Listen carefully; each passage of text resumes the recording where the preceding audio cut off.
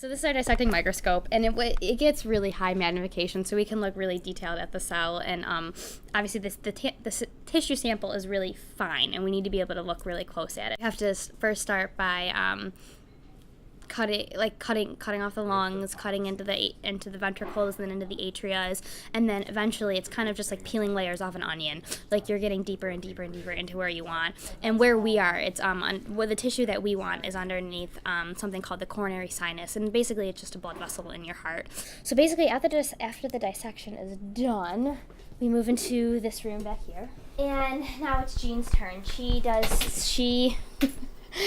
she does is she is going to look into the microscope, and what she's going to do is look for, they kind of look like bubbles, look for clumps of little bubbles, and what the bubbles are nerve cells. And so what we're trying to do is look for a single cell and find a good one that works for us. And she's going to inject our puffers that have our different chemicals in that we're going to look for our responses with, and also the electrode to stimulate our current, to inject our current. There's various things you can record on a computer. You can record the excitability of the cells. You can record just a single action potential.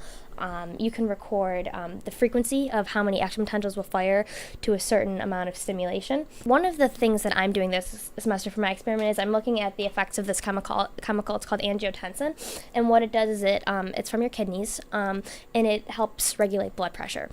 Lots of places do allow students to do research. I think the number of students that get involved in research at Ithaca is much higher. So Allie started as a freshman, and that's pretty uncommon. Most people don't start in a research lab until they're seniors at a lot of schools. But here, there's a really strong culture for research, and the faculty believe it's important, and so we try and provide opportunities for students from the day they walk in the door if we can. Jean is probably like my second mother. Like, she's wonderful. She takes care of us. She's it's kind of like the ongoing lab joke that we're her chicks, and like she's the mother hen, and like she protects us, and she's probably one of the most wonderful teachers I've ever worked with here at Ithaca. She's a wonderful woman, and I love everybody in the lab, and we all get along really well, and it's just really fun. And this is probably my best time of the week, is coming in here on Thursday afternoons for like my 6 hours, and then just getting to do this.